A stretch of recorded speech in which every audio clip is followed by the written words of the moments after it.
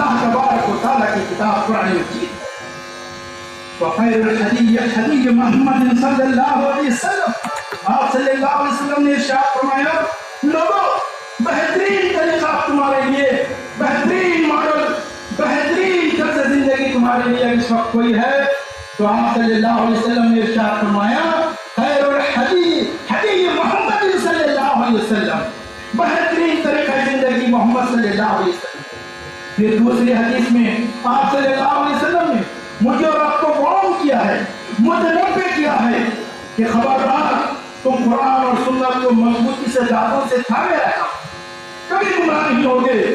ملت اسلامیہ کو وصیت فرمائی ہے ترکتم فیکم امرین، میں تمہارے درمیان دو چیزیں دہرے جا رہا ہوں، لن تضلوا ما تمسکتم بہما، تم کبھی گمراہ نہیں ہوگے اگر ان دونوں چیزوں کو مضبوطی سے تھامے رہو گے۔ آپ صلی اللہ علیہ وسلم نے ارشاد فرمایا کتاب اللہ، پہلی چیز اللہ کی کتاب قرآن مجید ہے، دوسری چیز آپ صلی اللہ علیہ وسلم نے ارشاد فرمایا اور سنت رسول بھی آپ صلی اللہ علیہ وسلم نے فرمایا۔ دوستو میرے اور آپ کے لیے زندگی میں ایک ہی چیزیں ہدایت، ان دونوں کو مجھے اور آپ کو پکڑ کر رکھنا ہے۔ آئیے آج ہدایت کے اس چشمے کو، آئیے آج ہدایت کے اس منبع کو، آئیے آج ہدایت کے اس مرکز کو، محمد عربی صلی اللہ علیہ وسلم کی سیرت کو جاننے کی کوشش کریں گے، سمجھنے کی کوشش کریں گے۔ وہ کون سی چیز ہے جس کو نہ صرف قرآن، نہ صرف حدیث، بلکہ آج کے دور کے نان مسلم اور غیر مسلم کی اللہ کے رسول صلی اللہ علیہ وسلم کو ماڈل قرار دیتے ہیں۔ رسول اللہ صلی اللہ علیہ وسلم کی زندگی کا پہلا پہلو، آپ صلی اللہ علیہ وسلم کامل انسان ہیں۔ جتنے لوگ دنیا میں اس سے پہلے آئے، آپ کو معلوم ہے کہ انسان کی زندگی کے دو پہلو ہیں، دو جز ہیں۔ ایک انسان کا تعلق اللہ سے کیسا ہو، دوسرا جز انسان کا تعلق انسان کے ساتھ کیسا ہو۔ یہ دونوں انسان کی زندگی کے پہلو، یہ دونوں انسان کی زندگی کے شعبوں میں جس شخص نے کمپلیٹ رہنمائی کی ہے، گائیڈ کیا ہے، اس کو انسان کامل کہا جاتا ہے۔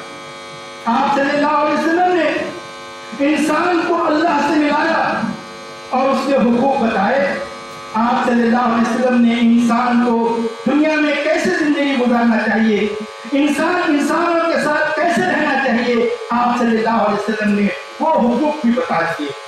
لہذا آپ صلی اللہ علیہ وسلم نے صرف یہ حقوق اللہ، حقوق العباد، ایک انسان کی اللہ سے کیسا رہے، دوسرا ایک انسان انسانوں کے ساتھ کیسا رہے، یہ دونوں کو آپ صلی اللہ علیہ وسلم نے صرف تھیوری کے طور پر، ایک فلسفے اور نظریے کے طور پر پیش نہیں کیا۔ بڑی بات محمد صلی اللہ علیہ وسلم کی سب سے اونچی اور اولا یہ ہے کہ آپ صلی اللہ علیہ وسلم نے ان دونوں کے سلسلے میں تعلیمات بھی دی ہے، اور آپ صلی اللہ علیہ وسلم نے پریکٹیکل عمل کر کے بتا دیا ہے کہ اللہ سے تعلق انسان کا کیسا ہونا چاہیے اور انسان کا انسان کے ساتھ تعلقات کیسے ہیں۔ پہلی چیز محمد صلی اللہ علیہ وسلم کی حیثیت انسانی کامل کی ہے۔ دوسری چیز اللہ کے رسول صلی اللہ علیہ وسلم کی سیرت محفوظ ہے۔ آج کسی کی سیرت محفوظ نہیں ہے، کسی کی تعلیمات محفوظ نہیں ہے، آپ صلی اللہ علیہ وسلم کی تعلیمات محفوظ ہے، آپ صلی اللہ علیہ وسلم کا پیغام محفوظ ہے۔ توریت، انجیل، زبور، گیتا، بائبل، آج جتنے بھی مذہبی یا سیاسی لوگ آئے ہوئے ہیں، ان تمام کی تعلیمات میں تحریفات کی گئی ہے۔ ایک شخصیت ایسی ہے محمد رسول اللہ صلی اللہ علیہ وسلم، جن کا طریقہ، جن کی تعلیمات، جن کے اخلاق، جن کے معاملات، تمام چیزیں محفوظ ہے آپ صلی اللہ علیہ وسلم۔ اور رسول اللہ صلی اللہ علیہ وسلم کی یہ سیرت ہے، اس کا اہم اور آپ صلی اللہ علیہ وسلم کی حیثیت کامل انسان کے ساتھ ساتھ خاتم النبیین ہے۔ آپ کے بعد کوئی نبی نہیں آئیں گے، لہذا آپ صلی اللہ علیہ وسلم کی جو سیرت ہے وہ مسلمانوں کے لیے بھی ہے اور نان مسلم کے لیے۔ نوزاللہ سے ہمارے پاس سے یہ تصور غلط آ چکا ہے کہ قرآن صرف مسلمانوں کی، رسول اللہ صلی اللہ علیہ وسلم صرف مسلمانوں کے ہیرو، رسول اللہ صلی اللہ علیہ وسلم صرف مسلمانوں کے رسول نہیں۔ اللہ تبارک و تعالیٰ نے قرآن مجید میں متعدد مقامات پر ارشاد فرمایا کہ اِنَّا أَرْسَلْنَاكَ كَافَّةً لِلنَّاسِ بَشِيرًا وَنَذِيرًا۔ اے نبی صلی اللہ علیہ وسلم، ہم نے آپ کو بنی نوح تمام انسانوں کے لیے، کالے اور گورے کے لیے، مشرک کے لیے، کافر کے لیے، اہل کتاب کے لیے، دنیا کے تمام انسانوں کے لیے رسول بنا کر بھیجا، بشیر و نذیرا، بشارت دینے والا اور عذاب سے ڈرانے والا بنا کر بھیجا ہے۔